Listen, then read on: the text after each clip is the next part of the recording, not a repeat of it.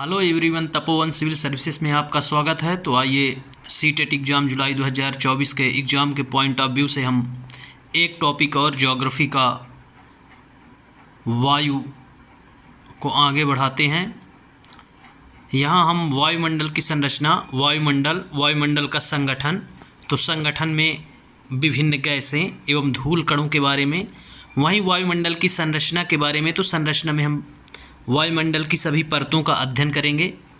उसके बाद हम मौसम एवं जलवायु के बारे में पढ़ेंगे। उसके बाद हम चक्रवात को भी देखेंगे।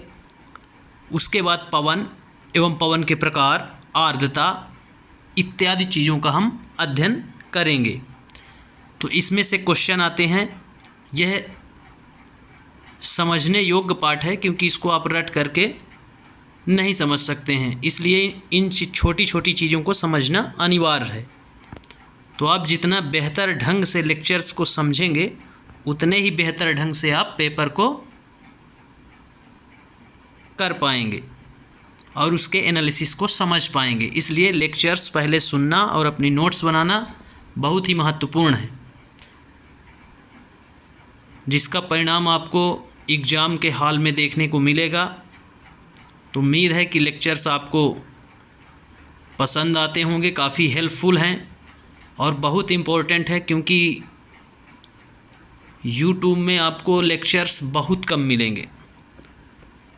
टेस्ट सीरीज और एमसीक्यूज़ तो मिलेंगे, लेकिन लेक्चर्स बहुत कम मिलेंगे और बिना लेक्चर्स के एमसीक्यूज़ सॉल्व करना हवा में तीर चलाने जैसा ही है।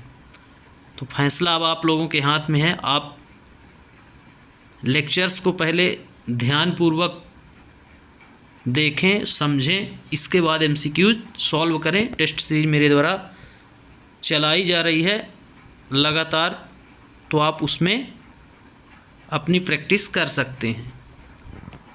तो चलिए आज हम शुरू करेंगे वायु के अंतर्गत जितने भी घटक सम्मिलित हैं उनका विस्तृत अध्ययन इस पाठ में किया जाएगा। तो आइए शुरू करते हैं। हमारी पृथ्वी चारों ओर से वायु की घनी चादर से घिरी हुई है, जिसे वायुमंडल कहते हैं। ये कक्षा 3 की पर्यावरण से लेकर हम अभी तक पढ़ते चले आ रहे हैं। वैसे ही ठीक परिभाषा इसमें भी दी गई है कि हमारी पृथ्वी जो है वो चारों ओर से वायु की घनी चादर से ढकी हुई है, जिसे हम वायुमंडल कहते हैं। पृथ्वी पर सभी जीव जीवित रहने के लिए वायुमंडल पर निर्भर हैं। यह हमें सांस लेने के लिए वायु प्रदान करता है एवं सूर्य की किरणों के हानिकारक प्रभाव से हमारी रक्षा करता है। यदि सुरक्षा की यह चादर न हो तो हम दिन के समय सूर्य की गर्मी से तप्त होकर जल सकते हैं एवं रात के समय ठंड से जम सकते हैं। अतः यह वह वायु राशि है जिससे पृथ्वी के तापमान को रहने योग्य बनाया है। तो पृथ्वी के तापमान को रहने योग्य किसने बनाया है? तो वायुमंडल ने बनाया है। इसलिए यहाँ से क्वेश्चन कभी कभार आ जाता है, रहने योग्य किसने? वायुमंडल ने। और इसकी परिभाषा आप याद रखेंगे, हमारे पृथ्वी के चारों ओर वायु की घनी चादर। अब हम देखेंगे, यहाँ से मुख्य टॉपिक अब स्टार्ट होता है, वायुमंडल का संगठन। जिस संगठन के अंतर्गत हम विभिन्न गैसें nitrogen, oxygen, carbon dioxide, helium, neon, argon, इन सभी गैसों का अध्ययन करेंगे और उसके साथ साथ धूल कणों का। तो विभिन्न गैसों एवं धूल कणों से मिल करके वायुमंडल का संगठन होता है। इसके बाद एक शब्दावली होती है वायुमंडल की संरचना। तो वायुमंडल की संरचना में हम वायुमंडल की विभिन्न परतों का अध्ययन करेंगे, जैसे क्षोभ मंडल, समताप मंडल, मध्य मंडल, आयन मंडल, बहिर्मंडल। इस प्रकार से उन 5 परतों का अध्ययन किया जाएगा। तो पहले हम अध्ययन करेंगे वायुमंडल का संगठन।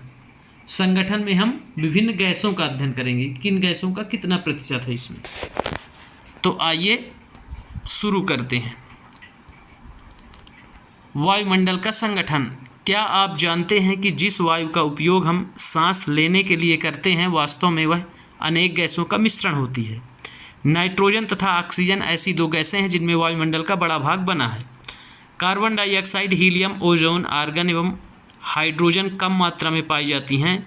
इन गैसों के अलावा धूल के छोटे छोटे कण भी हवा में मौजूद होते हैं। चित्र 4.1 में वृत्तारेख दिया गया है जिसमें वायु के विभिन्न संगठकों के प्रतिशत दर्शाए गए हैं। तो आप इनका प्रतिशत याद रखेंगे।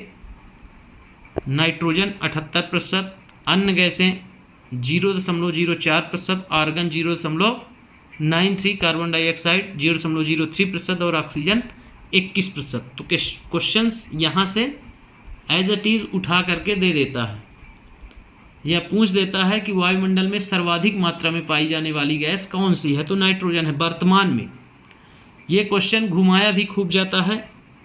यदि ब्रह्मांड उत्पत्ति के समय की बात की जाए तो ब्रह्मांड उत्पत्ति के समय हीलियम और हाइड्रोजन, तो हाइड्रोजन और हीलियम दो गैसें थी जो सर्वाधिक मात्रा में वायुमंडल में मौजूद थी। वर्तमान में यदि बात करें तो वर्तमान में नाइट्रोजन। तो आप इसको ध्यान रखेंगे। यदि आपसे ब्रह्मांड की उत्पत्ति के समय या पृथ्वी की उत्पत्ति के समय वायुमंडल में सर्वाधिक किस गैस की मात्रा मौजूद थी, तो उसमें आप हाइड्रोजन और हीलियम करेंगे। यदि आपसे पूछता है कि वर्तमान में या अभी वायुमंडल में कौन सी गैस सर्वाधिक मात्रा में है, तो नाइट्रोजन, उसके बाद ऑक्सीजन, उसके बाद आपकी आएगी ऑर्गन, उसके बाद कार्बन डाइऑक्साइड। तो ऐसे आप क्रम से भी कभी कभार सजाने को दे देता है। तो कम से कम आप 5 गैसों के नाम याद रखेंगे, nitrogen, oxygen, argon, carbon dioxide. इन चारों गैसों के आप विशेष रूप से नाम याद रखेंगे। और वायुमंडल के जो संगठन है वायुमंडल का, उसमें कौन कौन सी गैसें पाई जाती हैं, तो संगठन किन किन चीज़ों से है, तो उसमें भी ऑप्शन देगा विभिन्न गैसों और धूल कणों। तो विभिन्न गैसों जैसे carbon dioxide, helium, ozone, argon, ये गैसें हो गई। नाइट्रोजन और ऑक्सीजन अत्यधिक मात्रा में पाई जाती हैं, सर्वाधिक मात्रा में। इसमें इन गैसों के अलावा और कौन से संगठक शामिल हैं, तो गैसों के अलावा धूल के छोटे छोटे कण भी हवा में मौजूद होते हैं। तो वायुमंडल का संगठन किन किन चीज़ों से मिलकर बना है, तो विभिन्न गैसों एवं धूल कणों से। और इनका प्रतिशत आप याद रखेंगे। अब चलते हैं अगले पैरा की ओर।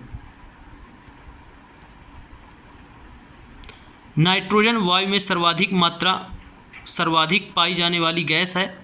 जब हम सांस लेते हैं तब फेफड़ों में कुछ नाइट्रोजन भी ले जाते हैं और फिर उसे बाहर निकाल देते हैं, परंतु पौधों को अपने जीवन के लिए नाइट्रोजन की आवश्यकता होती है। तो वायुमंडल में सर्वाधिक मात्रा में नाइट्रोजन गैस सर्वाधिक मात्रा में पाई जाने वाली गैस है। ठीक, यह किनके लिए सर्वाधिक ज़रूरतमंद है, तो पौधों के लिए। पौधों के जीवन के लिए नाइट्रोजन अति आवश्यक गैस है। अब हम देख लेते हैं थोड़ा सा कोट। ये कोट दिया गया है, यहाँ से भी क्वेश्चन आता है। इसमें बताता है कि कार्बन डाइऑक्साइड वायुमंडल में फैल करके पृथ्वी से विकिरित ऊष्मा को पृथ्वी पर रोककर ग्रीन हाउस प्रभाव पैदा करती है, इसलिए इसे ग्रीन हाउस गैस भी कहते हैं। और इसके अभाव में धरती इतनी ठंडी हो जाती है कि इस पर रहना असंभव होता है। तो जब तक इसकी मात्रा संतुलित होती है, कार्बन डाइऑक्साइड एक ऐसी गैस है, जब तक वायुमंडल में इसकी मात्रा संतुलित होती है तब तक ठीक है, लेकिन जैसे ही इसकी मात्रा बढ़ती है उसी को हम बोल देते हैं ग्रीन हाउस प्रभाव। यदि कार्बन डाइऑक्साइड की मात्रा एक निश्चित जो मात्रा है 0.03%, उससे यदि अधिक हो गई, बढ़ गई किसी कारणवश, जैसे अभी नगरीकरण, औद्योगिकरण, इसके परिणाम के फलस्वरूप, नगरीकरण और औद्योगिकरण के परिणाम के फलस्वरूप ही CO2 की मात्रा में अत्यधिक वृद्धि हो रही है। और जब CO2 की मात्रा में अत्यधिक वृद्धि हो जाती है या हो रही है, उसी को ग्रीन हाउस गैस कह देते हैं, क्योंकि वो वायुमंडल को अत्यधिक तप्त कर देती है।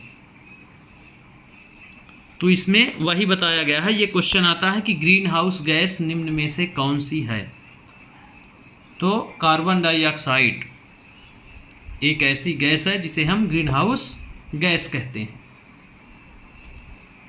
और इसकी कमी में क्या होता है, धरती ठंडी हो जाएगी। फिर आगे है, किंतु जब कारखानों एवं कार के धुएं से वायुमंडल में इतना स्तर बढ़ता है तब इस ऊष्मा के द्वारा पृथ्वी का तापमान बढ़ता है। इसे भूमंडलीय तापन ग्लोबल वार्मिंग कहते हैं। मैं अभी बताया कि जब इसकी मात्रा बढ़ जाती है तो इसको क्या बोलते हैं, ग्लोबल वार्मिंग बोल देंगे। ये दिया गया है। तापमान में इसे वृद्धि के कारण पृथ्वी से सबसे ठंडे प्रदेश में जमी हुई बर्फ पिघलती है, जिसके परिणाम स्वरूप समुद्र के जल स्तर में वृद्धि होती है। तो जब तापमान में वृद्धि होती है तो जो जल पहाड़ियों में बर्फ के रूप में जमा है चोटियों में, वह क्या होता है, पिघलने लगता है, जिससे समुद्र का जल स्तर बढ़ जाता है। तो समुद्र के जल स्तर का बढ़ना किसका परिणाम है, तो वो ग्लोबल वार्मिंग का परिणाम है या भूमंडलीय तापन का परिणाम है या CO2 गैस की मात्रा बढ़ने का परिणाम है। अब हम आगे देखते हैं, जिसमें तटीय क्षेत्रों में बाढ़ आ जाती है। दीर्घ अवधि में इसके कारण जलवायु में अत्यधिक परिवर्तन हो सकता है, जिसके फलस्वरूप कुछ पौधे एवं पशु लुप्त हो जाते हैं। तो इसके कारण कुछ पौधे एवं पशु लुप्त हो जाते हैं और क्या होता है, तटीय क्षेत्रों में बाढ़ आ जाती है। इसीलिए कुछ द्वीप जो होते हैं वे डूब जाते हैं समुद्र में। अत्यधिक तापन के कारण जब बर्फ पिघलती है तो समुद्र का स्तर ऊपर उठ जाता है, जिसके कारण छोटे छोटे द्वीप जलमग्न हो जाते हैं। तो इस कोट को आप याद रखेंगे, इसमें से 1-2 क्वेश्चन बनते हैं।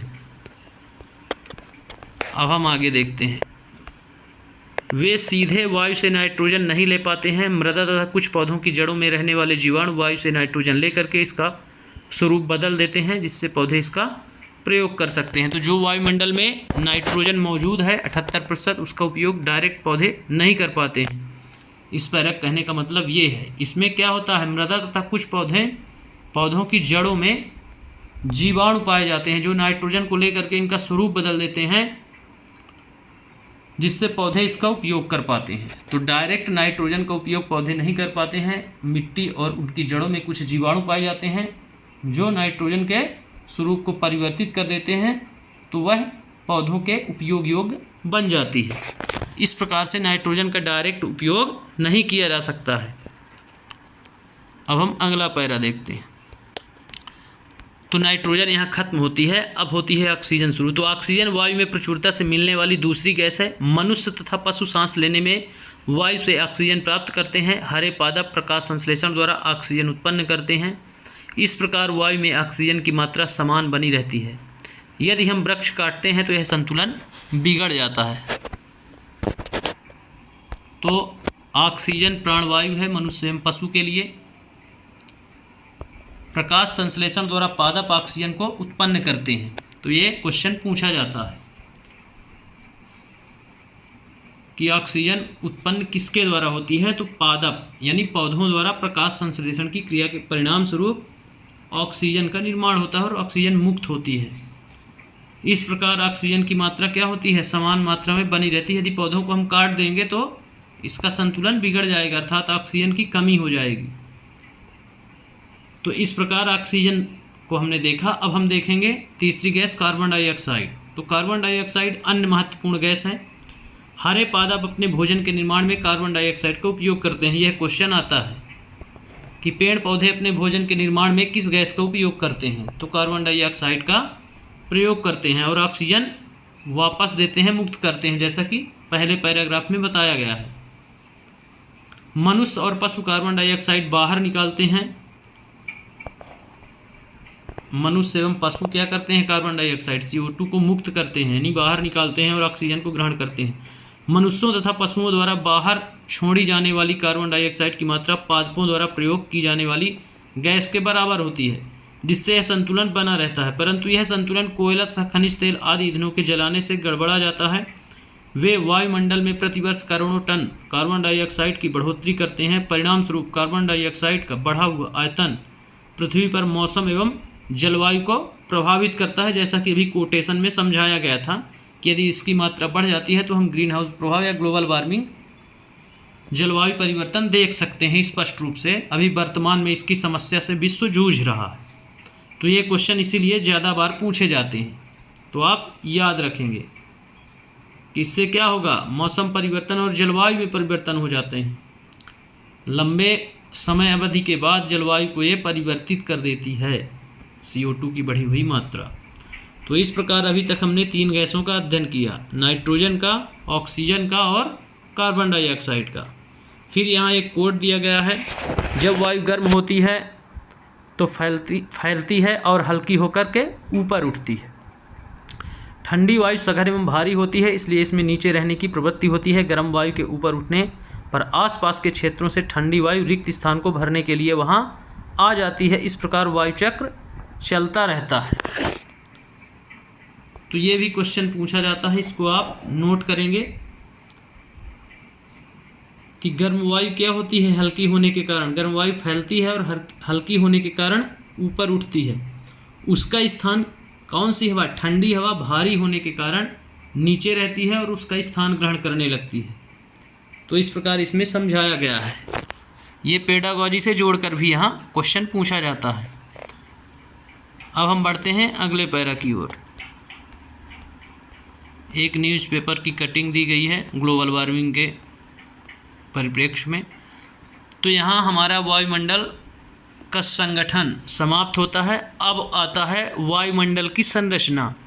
वायुमंडल के संगठन में हमने विभिन्न गैसों का औसत प्रतिशत देखा, उनका उपयोग, उनके कार्य देखे, जिसमें से मुख्य रूप से हमने 3 गैसों को देखा, जिसमें नाइट्रोजन, ऑक्सीजन और कार्बन डाइऑक्साइड। तो विशेष रूप से आप याद रखेंगे क्वेश्चन कार्बन डाइऑक्साइड से। वर्तमान में चूँकि ग्लोबल वार्मिंग विश्व स्तरीय एक समस्या है, इसलिए वहाँ से क्वेश्चन हर वर्ष पूछा जाता है। अब हम बात करेंगे वायुमंडल की संरचना। तो वायुमंडल की संरचना में हम वायुमंडल की विभिन्न परतों का अध्ययन करेंगे। उसमें क्षोभ मंडल, जिसमें सभी मौसम की घटित होने वाली घटनाओं का वर्णन मिलेगा, और उसके बाद समताप मंडल, इसमें ओजोन परत हमारी मिलेगी। तो इस प्रकार से हम सभी मंडलों का अध्ययन करेंगे, 5 का। तो देखते हैं, चलिए चर्चा शुरू करते हैं। वायुमंडल की संरचना। हमारा वायुमंडल 5 परतों में विभाजित है, जो पृथ्वी की सतह से आरंभ होती हैं। ये हैं क्षोभ मंडल, समताप मंडल, मध्य मंडल, वायुमंडल एवं बहिर्मंडल। तो इनका क्रम भी कभी कभार पूछ देता है, तो आप इनको याद रखेंगे कि 5 परतों से मिलकर बना है, जिनके नाम क्रमशः क्षोभ मंडल, समताप मंडल, मध्य मंडल, फिर है वाह वायुमंडल, इसको आयन मंडल भी बोलेंगे, एवं बहिर्मंडल। अब हम शुरू करेंगे एक एक मंडल का विस्तृत अध्ययन। तो फर्स्ट है क्षोभ मंडल। क्षोभ मंडल में यह परत वायुमंडल की सबसे महत्वपूर्ण परत है। तो क्वेश्चन आता है कि वायुमंडल की सबसे महत्वपूर्ण परतों में से कौन सी है? तो क्षोभ मंडल। क्षोभ मंडल वायुमंडल की सबसे महत्वपूर्ण परत है। इसकी औसत ऊंचाई 13 किलोमीटर है। हम इसी मंडल में मौजूद वायु में सांस लेते हैं। मौसम की लगभग सभी घटनाएं जैसे वर्षा, कुहरा एवं ओला वर्षण इसी परत के अंदर होती हैं। तो यहाँ से 2 क्वेश्चन बनते हैं, 2-3 क्वेश्चन बनते हैं। जैसे वायुमंडल की सबसे निचली परत क्षोभ मंडल है, सबसे महत्वपूर्ण परत क्षोभ मंडल है, औसत ऊंचाई 13 किलोमीटर है, ये औसत है। वहीं यदि हम बात करें, अलग अलग ऊंचाइयाँ इसकी मिलती हैं। ध्रुवों पर इसकी ऊंचाई 8 किलोमीटर एवं विषुवत रेखा पर इसकी ऊंचाई 18 किलोमीटर मिलती है। तो इस प्रकार से डिफरेंट इसकी ऊंचाई है, उनका औसत आप निकालेंगे तो 13 किलोमीटर आ जाता है। जैसे कि दोनों को जोड़ दो, दोनों का सम कर दो और 2 से उसको डिवाइड कर दो, भाग दे दो, तो आ जाएगा 13 औसत। ऊंचाई बढ़ने के साथ तापमान इसमें कम होता जाता है। ये मैं बता चुका हूँ आपको, लेक्चर्स में आप जाएंगे तो आपको मिल जाएगा कि प्रति किलोमीटर ऊंचाई वायुमंडल में जैसे ऊंचाई पर आप जाएंगे तो पर किलोमीटर 6.5 डिग्री सेल्सियस तापमान कम होता जाता है, या 165 मीटर की ऊंचाई पर 1 डिग्री सेल्सियस तापमान कम हो जाता है। तो क्षोभ मंडल की ये विशेषताएं हैं। इसमें सभी मौसमी, तो ये भी क्वेश्चन आता है कि सभी मौसमी घटनाएं किस मंडल में घटित होती हैं, तो वो आंसर होगा क्षोभ मंडल में। क्षोभ मंडल में लगभग मौसम की लगभग सभी घटनाएं घटित होती हैं, जैसे वर्षा, कोहरा, ओला वर्षण इत्यादि। अब हम आते हैं, चूँकि इसका और भी डिटेल है, बहुत ज़्यादा डिटेल है क्षोभ मंडल का, लेकिन आपके एग्ज़ाम में इतना ही आएगा जितना बुक में समझाया गया है।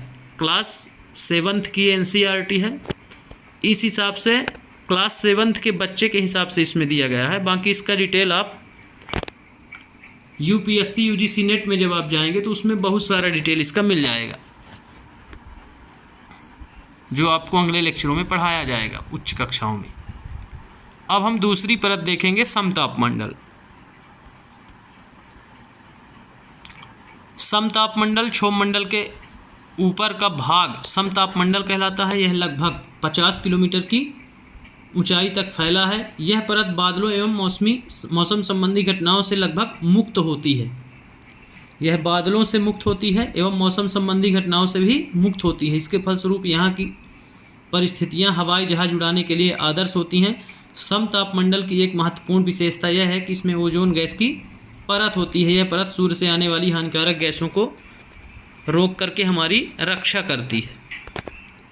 तो इसमें से क्वेश्चन आएगा, 50 किलोमीटर की ऊंचाई पर पाई जाती है। दूसरी परत है क्षोभमंडल के ऊपर दूसरी परत होती है, जिसको हम समतापमंडल 50 किलोमीटर की ऊंचाई पर पाई जाती है। यह बादलों एवं मौसम संबंधी घटनाओं से मुक्त होती है। ये लाइन बहुत इम्पोर्टेंट है, इससे क्वेश्चन आते हैं। और हवाई जहाज उड़ाने के लिए यहाँ आदर्श स्थिति मौजूद होती है, अर्थात जो एरोप्लेन हवाई जहाज उड़ाई जाती है वह समतापमंडल में उड़ाई जाती है, क्योंकि क्षोभमंडल एक डिस्टर्बेंस मंडल है।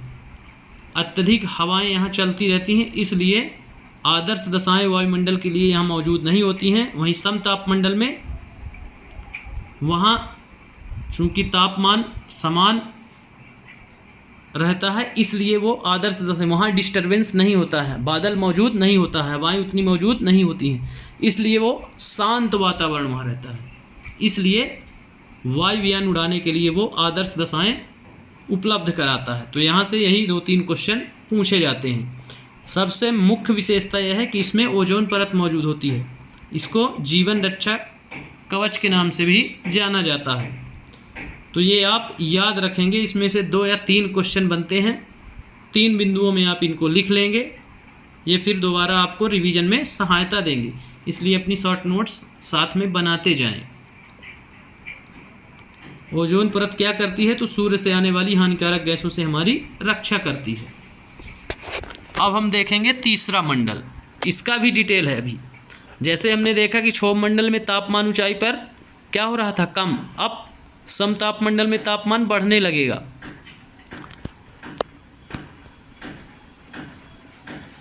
तो हम देखेंगे अगला मंडल, मध्य मंडल। तो मध्य मंडल की हम चर्चा करते हैं। यह वायुमंडल की तीसरी परत है। यह समतापमंडल के ठीक ऊपर होती है। यह लगभग 80 किलोमीटर की ऊंचाई तक फैली है। अंतरिक्ष से प्रवेश करने वाले उल्कापिंड इस परत में आने पर जल जाते हैं। 80 किलोमीटर की ऊंचाई तक फैली है, तीसरी परत है। और अंतरिक्ष में प्रवेश करने वाले उल्कापिंड यहाँ क्या होते हैं, वायु के संपर्क में आने से घर्षण होता है, जिससे जल जाते हैं। तो ये प्रश्न आता है कि उल्कापिंड जो होते हैं वे किस मंडल में प्रवेश करते हैं और जल जाते हैं? तो वे मध्य मंडल में प्रवेश करते ही जल जाते हैं वायु के घर्षण के कारण। इसलिए पृथ्वी सुरक्षित रहती है। कभी कभार वे अधजले हुए अवशेष उसके पूर्णतः नहीं जल पाते हैं और पृथ्वी पर गिरते हैं तो बहुत बड़े गड्ढे का निर्माण करते हैं। अब हम देखेंगे बाह्यमंडल। तो बाह्यमंडल में बढ़ती ऊंचाई के साथ तापमान अत्यधिक तीव्रता से बढ़ता है। आयन मंडल इस परत का एक भाग है। यह 80 से 400 किलोमीटर तक फैला है। तो बाह्यमंडल का ही क्या है, वायुमंडल का भाग आयन मंडल है, 80 से 400 किलोमीटर तक फैला है। ऊंचाई बढ़ने के साथ तापमान भी अत्यधिक तीव्रता से बढ़ता है। तो आप याद रखेंगे कि क्षोभमंडल जो है तापमान घटता है, समतापमंडल में तापमान बढ़ता है, फिर मध्य मंडल में तापमान कम और बाह्यमंडल में तापमान फिर बढ़ने लगता है। तो इस प्रकार कम ज़्यादा अल्टरनेटिंग सिस्टम आप चलने दीजिए, तो आपको याद रखने में सहूलियत होगी। फिर इसमें आगे बताता है कि रेडियो संचार, ये बहुत इम्पोर्टेंट है। रेडियो संचार के लिए इस परत का उपयोग होता है। वास्तव में पृथ्वी से प्रसारित रेडियो तरंगे इस परत द्वारा पुनः पृथ्वी पर परावर्तित कर दी जाती हैं। तो आप इसका याद रखेंगे, आयन मंडल या बाह्य वायुमंडल, जिसमें रेडियो तरंगे, जो हम रेडियो प्रसार सुनते हैं, तो वो रेडियो तरंगे कहाँ मौजूद होती हैं? तो बाह्य वायुमंडल या आयन मंडल में। आप इसको विशेष रूप से नोट कर लीजिए। इसके बाद हम आते हैं बहिर्मंडल में। तो वायुमंडल की सबसे ऊपरी परत को बहिर्मंडल के नाम से जाना जाता है। सबसे ऊपरी या सबसे बाह्य परत को बहिर्मंडल। वायु की पतली परत होती है, हल्की गैसें जैसे हीलियम, हाइड्रोजन यहीं से अंतरिक्ष में तैरती रहती हैं। तो इस प्रकार से हम वायुमंडल का संगठन, जिसमें विभिन्न गैसों का अध्ययन, धूल कणों का अध्ययन, उसके बाद वायुमंडल की संरचना, जिसमें हम विभिन्न परतों का अध्ययन किए हैं। अब इसका डायग्राम देख लेते हैं। ये डायग्राम दिया गया है,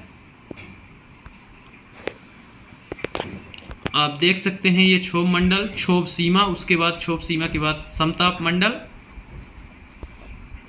ओजोन गैस या ओजोन परत, फिर समताप सीमा आएगी, उसके बाद मध्य मंडल, और किलोमीटर ऊंचाई भी दी गई है।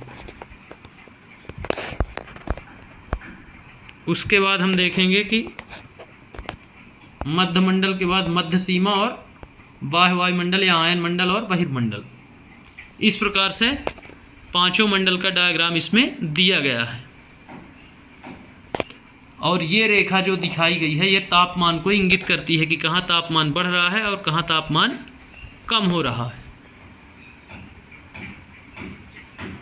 इसमें से एक क्वेश्चन यह भी आता है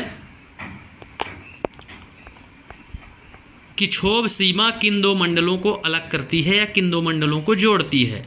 तो जैसे क्षोभ मंडल है, उसके बाद क्षोभ सीमा से जस्ट लगा हुआ समताप मंडल, फिर समताप मंडल जहाँ समाप्त होगा उसको समताप सीमा, अर्थात वहाँ उसकी सीमा समाप्त होती है। उसके बाद मध्य मंडल शुरू होगा, मध्य मंडल जहाँ समाप्त होगा उसे मध्य सीमा।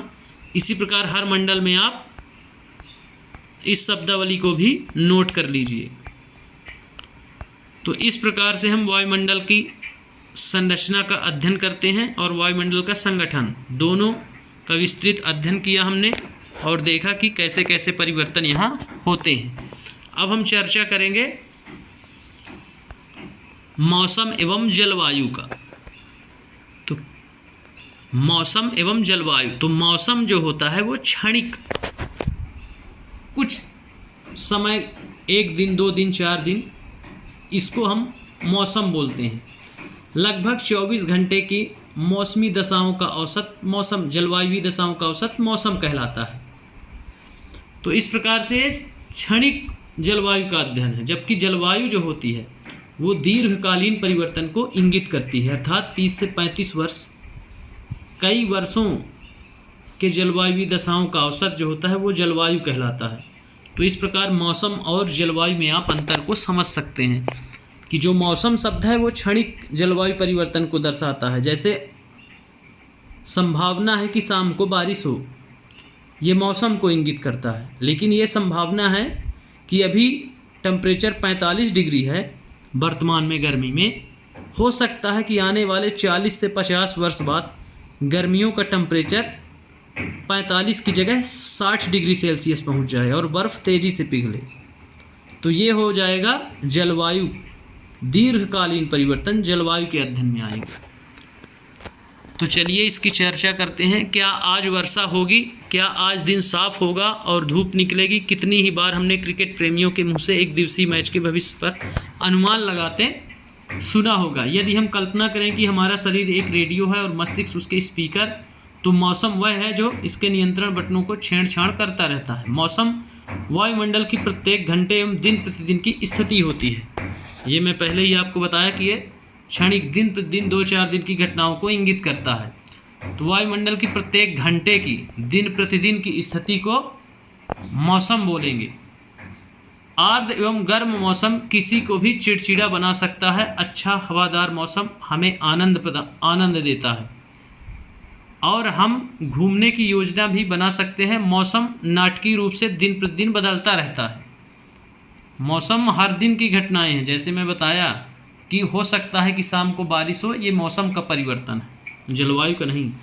अब आता है जलवायु। किंतु दीर्घकाल में किसी स्थान का औसत मौसम उस स्थान की जलवायु बताता है। क्या अब आप समझ गए कि मौसम का दैनिक पूर्वानुमान क्यों करते हैं? क्योंकि मौसम दैनिक होता ही है, क्षणिक अनुमान होता है, जबकि जलवायु दीर्घकालीन होता है। तो इस प्रकार से मौसम और जलवायु में हमने अंतर देखा। इसमें से क्वेश्चन पूछे जाते हैं। अब एक कोड दिया गया है, यह जानकर आपको आश्चर्य होगा कि पृथ्वी सूर्य की ऊर्जा के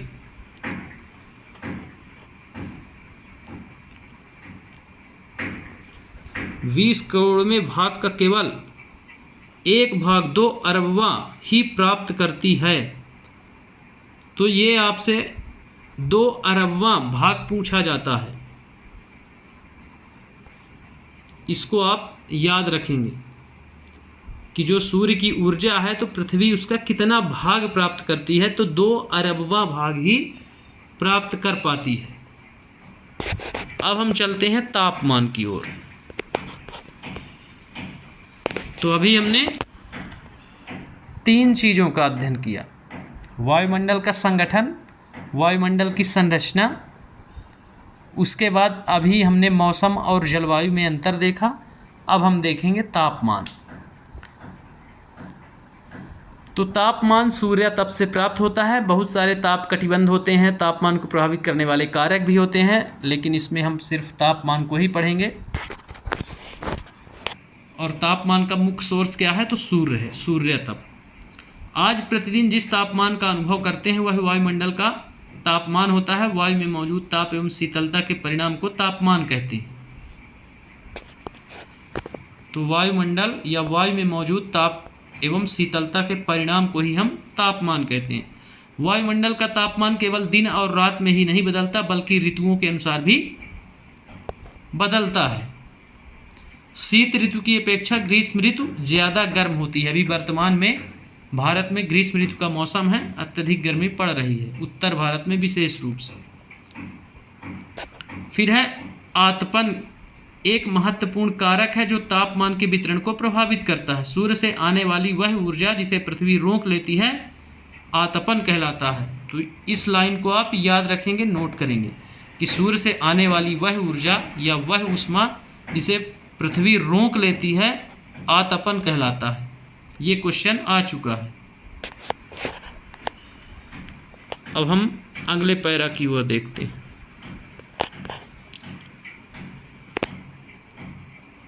आतपन या सूर्य तप की मात्रा भूमध्य रेखा से ध्रुवों की ओर घटती जाती है, इसलिए तापमान उसी प्रकार घटता जाता है।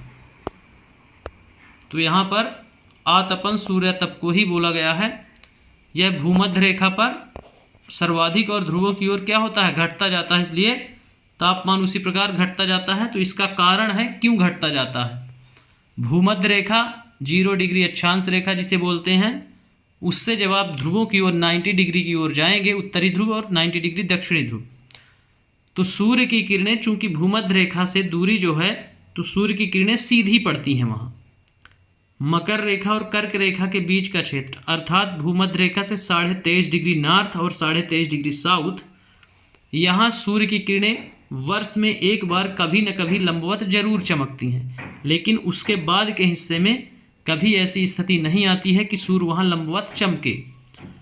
तो आप जैसे जैसे 0 डिग्री अक्षांश या भूमध्य रेखा से ध्रुवों की ओर जाएंगे तो सूर्य के किरणों की लंबाई बढ़ती जाएगी, अर्थात सूर्य की किरणें ध्रुवों पर तिरछी पड़ती हैं, उनको डिस्टेंस ज़्यादा गमन करना पड़ता है, ज़्यादा दूरी गमन करनी पड़ती है, इसलिए उनका तापमान वहाँ कम हो जाता है। और भूमध्य रेखा पर सूर्य की किरणें लंबवत होती हैं, सीधी पड़ती हैं, इसलिए दूरी कम होती है, इसलिए वहाँ ज़्यादा ऊष्मा प्राप्त होती है। इस कारण से तापमान भूमध्य रेखा, कर्क रेखा, विशेष रूप से कर्क और मकर के बीच को उष्ण कटिबंध बोलते हैं। तो उष्ण कटिबंध में सर्वाधिक तापमान पाया जाता है, जबकि जैसे जैसे हम ध्रुवों की ओर बढ़ेंगे तो वहाँ तापमान कम होता जाएगा। कारण है कि सूर्य की किरणों का तिरछा पड़ना वहाँ और दूरी का बढ़ जाना। यहाँ पे कुछ यंत्रों के नाम दिए गए हैं, जैसे तापमापी, तापमान को मापने का यंत्र है तापमापी। वायुदाब मापी, वायुदाब को मापता है। वहीं वर्षा मापी, वर्षा की मात्रा को मापता है। और वात दिग्दर्शी यानी वायु की दिशा या पवन की दिशा को मापने का यंत्र है। इसमें से डायरेक्ट क्वेश्चन पूछा जाता है, तो आप इनको भी नोट कर लेंगे। अब हम देखते हैं आगे। क्या अब आप समझ गए होंगे कि ध्रुव बर्फ से क्यों ढके हुए हैं? यदि पृथ्वी का तापमान अत्यधिक बढ़ जाता है तो यह इतनी गर्म हो जाएगी कि यहाँ कुछ फसलें नहीं उग सकेंगी। गांवों की अपेक्षा नगरों का तापमान बहुत अधिक होता है। दिन के समय में ऐसा फेल्ट से बनी सड़कें एवं धातु और कंक्रीट से बने भवन गर्म हो जाते हैं। रात के समय यह ऊष्मा मुक्त हो जाती है। नगर के भीड़ वाले ऊंचे भवन गर्म वायु को रोक लेते हैं, जिससे नगरों का तापमान बढ़ जाता है। क्वेश्चन ये पेडागॉजी से जोड़ के भी पूछा जाता है कि गांव और नगर में से तापमान किसका ज़्यादा होगा? तो नगरों का तापमान। और क्यों? तो चूंकि पक्के मकान हैं, सब में सीमेंट का यूज होता है। कंक्रीट सड़कें और डामरीकरण की सड़कें होती हैं जो सूर्य की रोशनी को अवशोषित करके अत्यधिक तप्त हो जाती हैं और ऊष्मा को मुक्त करती हैं, इसलिए वहाँ पे अत्यधिक गर्मी महसूस की जाती है। और गांव में ऐसा नहीं है। गांव में पेड़ पौधे भी ज़्यादा मात्रा में, नगरीकरण कम, औद्योगिकरण कम है। इस कारण से गांव का तापमान उतना ज़्यादा नहीं रहता है। तो उसी की चर्चा की गई है। एक कोड दिया गया है, तापमान को मापने की मानक इकाई डिग्री सेल्सियस है। यह भी क्वेश्चन पूछा जाता है। इसका आविष्कार एंडर्स सेल्सियस ने किया था। सेल्सियस पैमाने पर जल 0 डिग्री सेल्सियस पर जमता है एवं 100 डिग्री सेल्सियस पर उबलता है। तो इसके आविष्कारक नहीं पूछे जाते हैं, इकाई पूछी जाती है कि डिग्री सेल्सियस। तापमान के मापने का मात्रक जो है वो डिग्री सेल्सियस, तो ये पूछा जाता है। 0 पे जमना और 100 डिग्री सेल्सियस पर बॉयल होना जल का। तो ये उम्मीद है कि आपको मालूम होगा। तो अभी हमने देखा तापमान, अब हम देखेंगे वायुदाब। तो यह जानकर आपको आश्चर्य होगा, वायुदाब का मतलब होता है जैसे हर चीज का एक वजन होता है, उसी प्रकार वायुमंडल में मौजूद वायु का भी एक वजन या भार होता है। उसी को बोलते हैं वायुदाब। जो दबाव वो डालती है पृथ्वी पर, उसको हम वायुदाब बोलते हैं। जैसे जैसे ऊंचाई पर जाएंगे वायुदाब कम होता जाएगा, चूँकि गैसें हमारी क्षोभ मंडल में मौजूद हैं, उसके बाद ऊपर नहीं है। तो जैसे जैसे वायुमंडल हम ऊंचाई पर जाते जाएंगे तो वायु का घनत्व तो कम होता जाएगा, जिससे वायुभार कम होता जाएगा। चूँकि 78% नाइट्रोजन है और 21% ऑक्सीजन जो क्षोभ मंडल में पाई जाती हैं।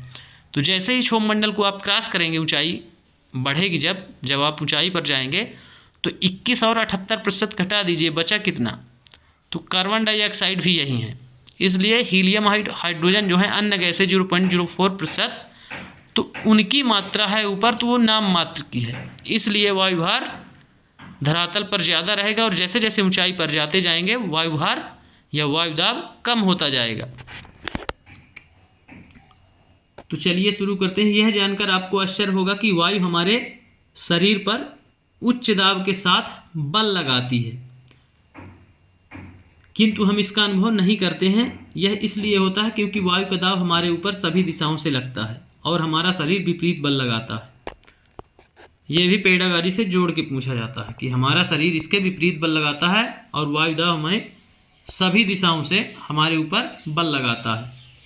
पृथ्वी की सतह पर वायु के भार द्वारा लगाया गया दाब वायुदाब कहलाता है। जैसा कि मैं अभी बताया था कि पृथ्वी की सतह पर वायु के द्वारा जो दबाव या भार डाला जाता है उसको हम वायुदाब कहते हैं। वायुमंडल में ऊपर की ओर जाने पर दाब तेजी से गिरने लगता है, अर्थात कम होने लगता है। जैसा कि मैं बताया, आप अनुमान ही लगा सकते हैं कि क्षोभ मंडल में सभी गैसें मौजूद हैं। आप जैसे ही क्षोभ मंडल की औसत ऊंचाई 13 किलोमीटर है, 13 किलोमीटर को आप पार करेंगे तो पाएंगे कि वायुभार, अब भाई ऊपर गैस बची ही नहीं, तो कहाँ से उतना भार आपके ऊपर आएगा? इसलिए वायुभार कम होने लगता है। समुद्र स्तर पर वायुदाब सर्वाधिक होता है, ये भी आप याद रखेंगे। क्वेश्चन डायरेक्ट यहाँ से पूछे जाते हैं।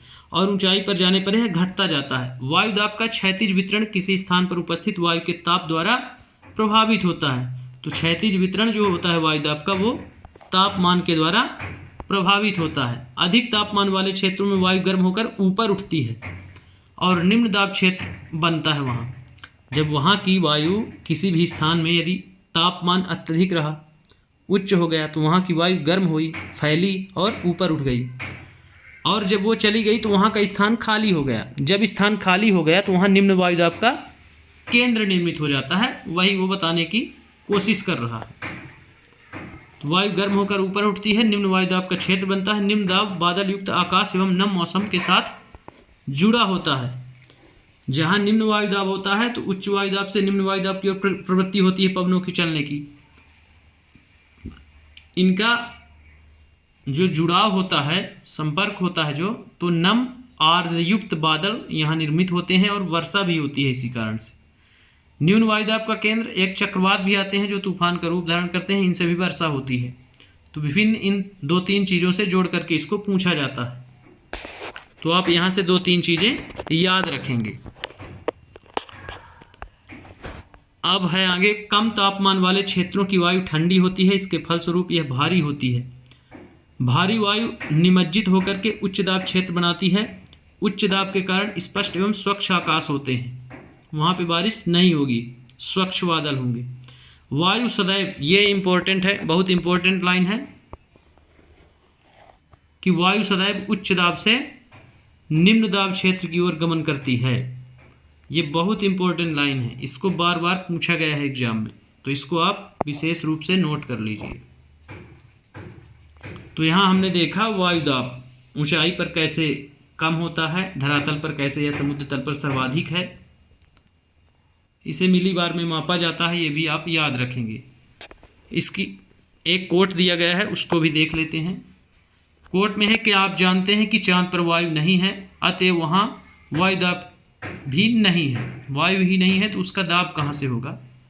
अंतरिक्ष यात्री जब चांद पर जाते हैं तो वे विशेष रूप से सुरक्षित हवा से भरी हुई अंतरिक्ष पोशाक पहनते हैं। यदि वे इस अंतरिक्ष पोशाक को न पहने तो अंतरिक्ष यात्रियों के शरीर द्वारा विपरीत बल लगने के कारण उनकी रक्त शिराएं फट सकती हैं, जिससे अंतरिक्ष यात्री रक्त स्रावित हो सकता है और उनकी मृत्यु भी हो सकती है।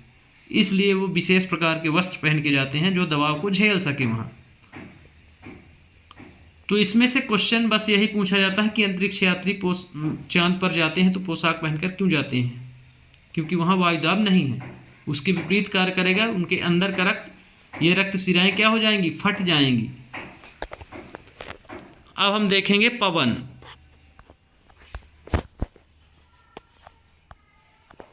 तो पवन जो है, अभी हमने ऊपर ही एक लाइन पढ़ी कि उच्च वायुदाब से निम्न वायुदाब की ओर क्षैतिज गति होगी।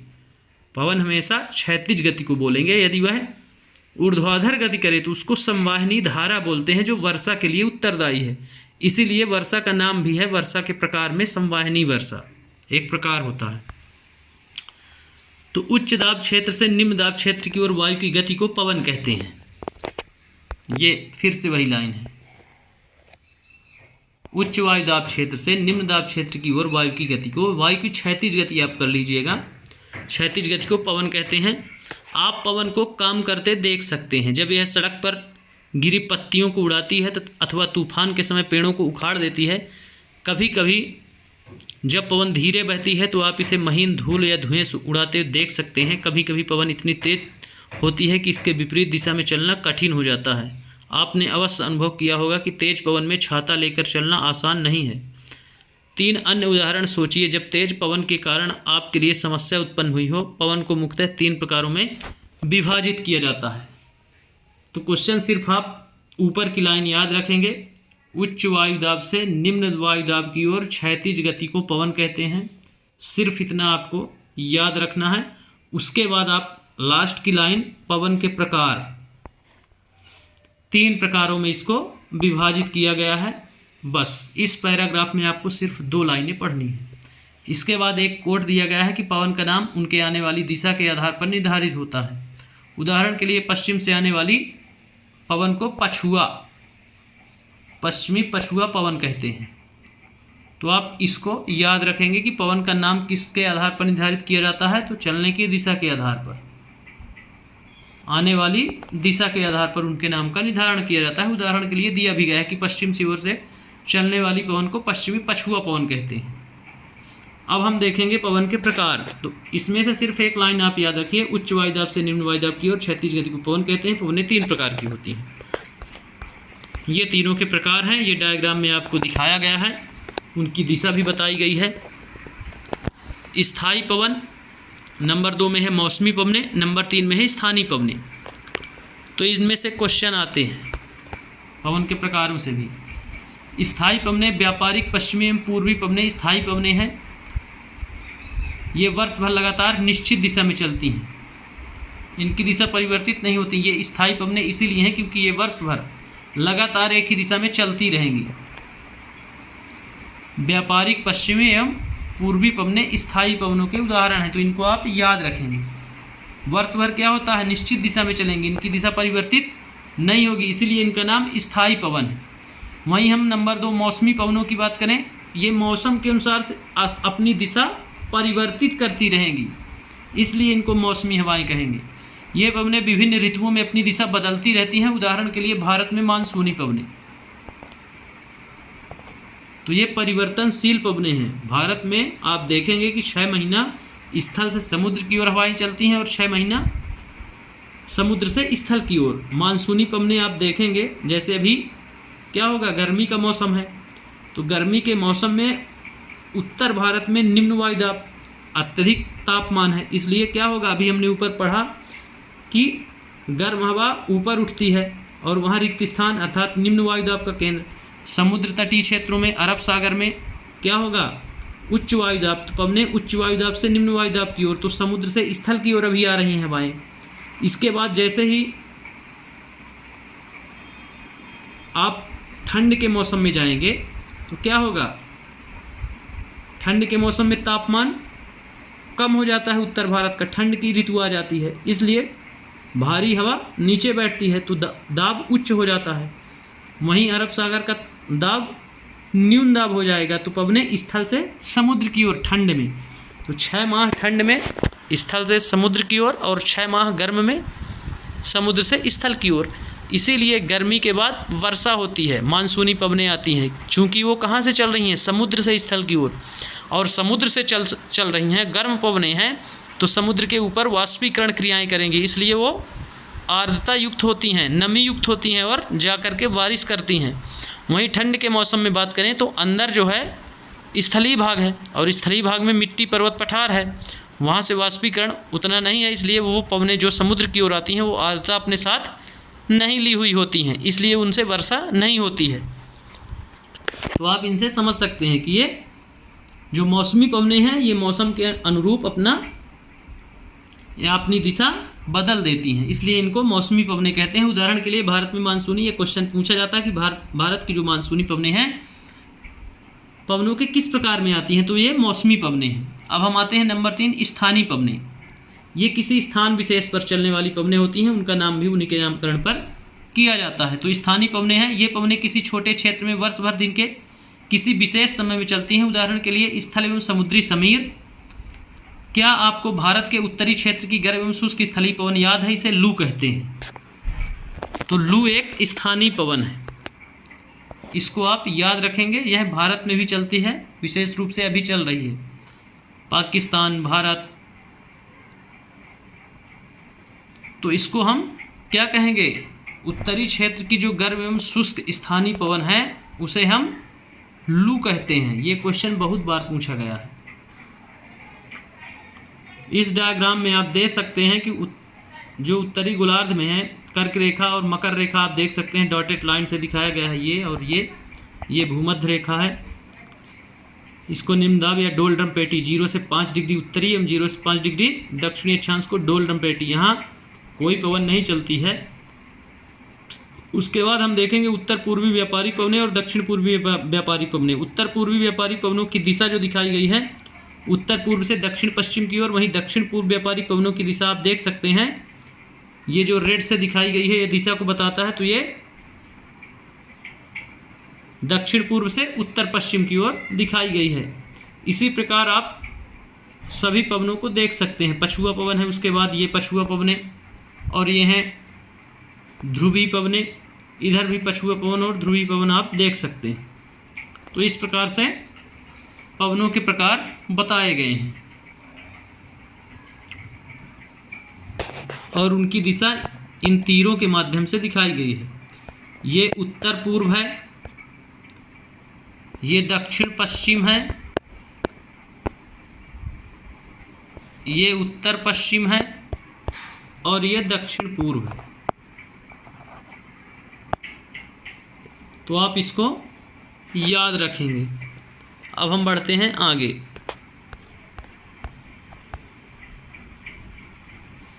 तो यहाँ चक्रवात का जिक्र है, चूंकि वायुदाब निम्न वायुदाब का केंद्र यहाँ जिक्र आया था, इसलिए चक्रवात का भी जिक्र यहाँ आना चाहिए। तो इस कोट में चक्रवात को बताया गया है। प्राकृतिक आवेश। भारत के पूर्वी समुद्री तट पर स्थित ओडिशा में बंगाल की खाड़ी से उठने वाले चक्रवातों का खतरा बना रहता है। 17-18 अक्टूबर 1999 को राज्य के 5 जिलों में चक्रवात आया। 29 अक्टूबर 1999 को एक अन्य महाचक्रवात आया जिसने राज्य के एक बड़े भाग में तबाही मचाई। मुख्यतः पवन का वेग, वर्षा एवं ज्वारीय प्रोत्कर्ष से हानियां हुई। 260 किलोमीटर प्रति घंटे तक के वेग वाली पवन 36 घंटे से भी ज़्यादा समय तक चलती रही। तीव्र वेग वाली इस पवन से पेड़ों को उखाड़ दिया और कच्चे घरों को नष्ट कर दिया। अनेक औद्योगिक भवनों तथा अन्य घरों की छतें भी उड़ गईं। विद्युत आपूर्ति एवं टेलीफोन लाइनें पूरी तरह से कट गईं। चक्रवात के फलस्वरूप लगातार 3 दिनों तक भारी वर्षा होती रही। इस वर्षा के कारण उड़ीसा की प्रमुख नदियों में बाढ़ आ गई। चक्रवाती पवनों के कारण उठी ज्वारीय तरंगें स्थल पर 20 किलोमीटर तक आ गईं और फलस्वरूप तटीय क्षेत्रों में भयानक तबाही हुई। तो चक्रवात होते हैं जो निम्न वायुदाब का केंद्र होते हैं, उनके केंद्र में निम्न वायुदाब होता है, तभी वो उत्पन्न होते हैं। इससे जनधन की अपार हानि होती है। इसमें 150, 200, 250, 700, 900 किलोमीटर तक की तेज हवाएं, तेज गति से हवाएं चलती हैं। तो तटीय क्षेत्र के इलाके हैं सबसे ज़्यादा प्रभावित होते हैं। तो इसमें बताया गया है कि उड़ीसा राज्य है जो पूर्वी तट पर स्थित है। पूर्वी तट अर्थात बंगाल की खाड़ी। तो बंगाल की खाड़ी में जब निम्न वायुदाब का केंद्र बनता है तो ये चक्रवात उत्पन्न होते हैं। चूँकि ये समुद्री इलाके में उत्पन्न होते हैं, इसलिए अपने साथ जल की या नमी की अपार राशि एकत्रित करके बढ़ते हैं और तटीय भागों से टकराते हैं और वहाँ भारी बारिश करते हैं, जिससे बाढ़ आ जाती है और पेड़ों को उखाड़ देते हैं, कच्चे मकानों को नष्ट कर देते हैं, बड़ी बड़ी बिल्डिंगें गिर जाती हैं। इस प्रकार से ज्वार तरंगें भी उत्पन्न होती हैं। समुद्र में अत्यधिक वेग के कारण ऊंची लहरें, सुनामी जैसी लहरें उत्पन्न होती हैं जो 100, 150, 200 मीटर या 400 मीटर स्थल भाग में अंदर तक प्रवेश करती हैं और बड़ी बड़ी बिल्डिंगों को गिरा देती हैं। तो इस प्रकार से अपार जनधन की हानि होती है। उसी का जिक्र है 1999 के चक्रवात का जो उड़ीसा में आया था। अब हम आगे देखते हैं। 20 किलोमीटर तक आ गई और फलस्वरूप तटीय क्षेत्रों में भयानक तबाही हुई। अचानक 7 से 10 मीटर ऊंची ज्वारीय तरंगें आ गई, जिसके कारण तैयार खड़ी धान की फसल पूरी तरह नष्ट हो गई। तो इसमें बताया गया है कि किस प्रकार चक्रवात से जनधन की हानि होती है। ये उसका एक डायग्राम दिखाया गया है, कैसे यहाँ जल का भराव हो गया है, खेती नष्ट हो गई है, घर नष्ट हो गए हैं। तो इस प्रकार आप चक्रवात का एक उदाहरण देख रहे हैं। अब हम बढ़ते हैं आगे। उसी का कुछ और है, एक और उदाहरण है। 25 अक्टूबर 1999 को पूर्वी पोर्ट ब्लेयर के निकट थाईलैंड की खाड़ी में अवदाब के कारण यह चक्रवात उत्पन्न हुआ और यह धीरे धीरे उत्तर पश्चिम दिशा में बढ़ा। गहन होकर इसने महाचक्रवात का रूप धारण कर लिया। 29 अक्टूबर को सुबह 10:30 बजे ओडिशा के इरेसामा एवं बालीकुड़ा से के बीच के क्षेत्रों को प्रभावित किया। इस महाचक्रवात ने भुवनेश्वर, कटक, 28 तटीय नगरों सहित उड़ीसा के पूरे तटों को बर्बाद कर दिया। लगभग 130 लाख लोग प्रभावित हुए। बहुत बड़ी संख्या में पशुओं की मौत हो गई। धान, सब्जियों एवं फलों की खड़ी फसलों का भारी नुकसान हुआ। ज्वारीय प्रोत्कर्ष से उत्पन्न हुई लवणता के कारण कृषि योग्य विशाल भूक्षेत्र अनुपजाऊ हो गए। साल, सागवान एवं बांस के बागान वाले विशाल भूक्षेत्र नष्ट हो गए। पारादीप एवं कोणार्क के बीच मैंग्रोव जंगल लुप्त हो गए। इस प्रकार आप कल्पना कर सकते हैं कि कितनी हानि होती है चक्रवातों के आने से। अब हम देखते हैं आर्द्रता।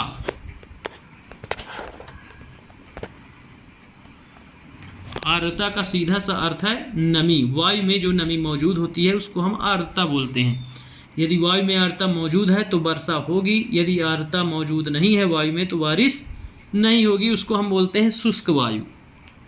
तो चलिए आर्द्रता के बारे में चर्चा करते हैं। जब जल पृथ्वी एवं विभिन्न जलाशयों से वाष्पित होता है तो यह जलवाष्प बन जाता है। वायु में किसी भी समय जलवाष्प की मात्रा को आर्द्रता कहते हैं।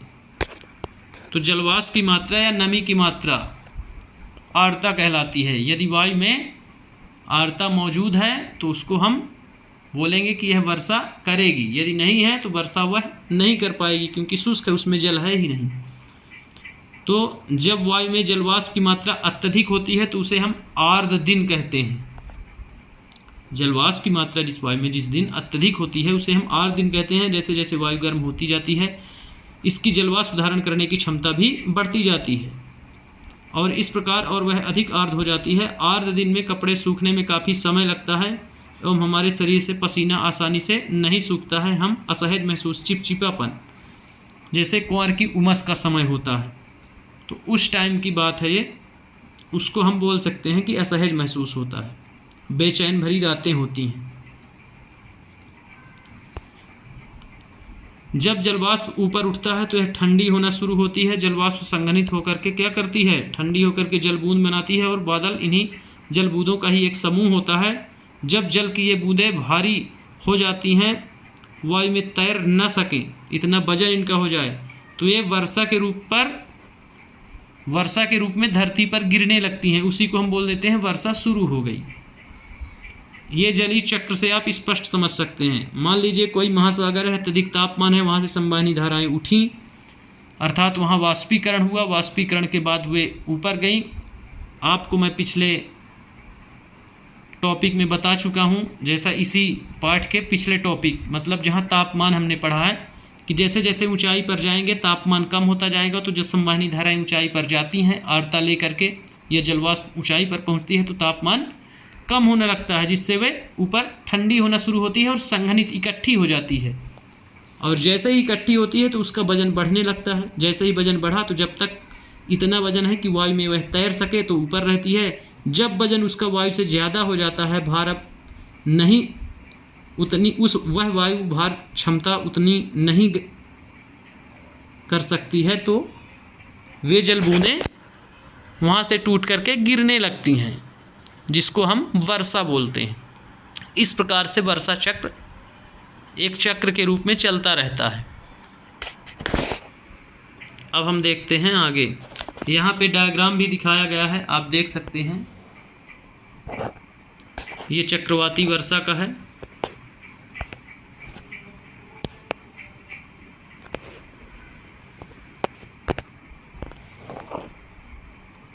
ठंडी वायु, गर्म वायु ये ऊपर जाती हुई दिखाई दे रही है, ठंडी वायु ये, और ये वाष्पीकरण या वर्षा है, ये जल बूंदें छोटी छोटी। आर्द्र वायु इधर पर्वतीय वर्षा दिखाई गई है, पर्वत से टकरा कर हो रही है। चक्रवाती वर्षा जैसे अभी हमने ऊपर पढ़ा चक्रवातों से उत्पन्न होती है, उड़ीसा के तट में और पोर्ट ब्लेयर में अभी हमने देखा। तो हम आगे देखते हैं। आकाश में उड़ते हुए जेट, तो आप इनको भी याद रखेंगे। ये वर्षा के प्रकार हैं तीनों, चक्रवाती वर्षा, पर्वतीय वर्षा और संवाहिनी वर्षा। इनकी चर्चा मैं कर चुका हूँ, आपको बता चुका हूँ। चक्रवातों के कारण जब वर्षा होती है, न्यून वायुदाब का केंद्र उत्पन्न होता है समुद्र में, अभी हमने उदाहरण भी देखा उड़ीसा के तट पर। उसके बाद पर्वतीय भाग, जैसे अरब सागर का जो मानसून होता है भारत का, जैसे हुए आप देखेंगे कि कर्नाटक के तट से टकराता है, केरल के तट से टकराता है तो पर्वत सामने आता है, पश्चिमी घाट सामने आ जाता है जो खड़ा है एकदम लंबवत, इसलिए पर्वत से टकरा कर वर्षा होती है तो उसको हम पर्वतीय वर्षा बोलेंगे। उसी प्रकार जब हम संवाहिनी वर्षा की बात करते हैं तो संवाहिनी वर्षा भूमध्य रेखा पर हर दिन 2 से 4 बजे शाम को होती है। चूँकि वहाँ तापमान अत्यधिक होता है, इस कारण वहाँ वाष्पीकरण होता है।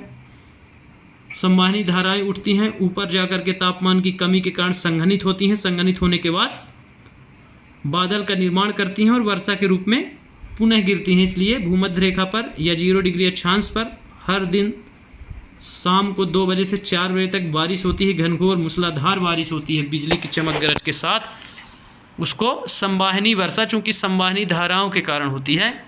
आप देख सकते हैं ये संवाहनी धाराएं कहलाती हैं। ये ऊपर उठ रही हैं और ये बादल का निर्माण हुआ और फिर ये बूंदें जो गिर रही हैं डॉट डॉट नीली कलर की, तो इससे संवाहनी वर्षा कहते हैं।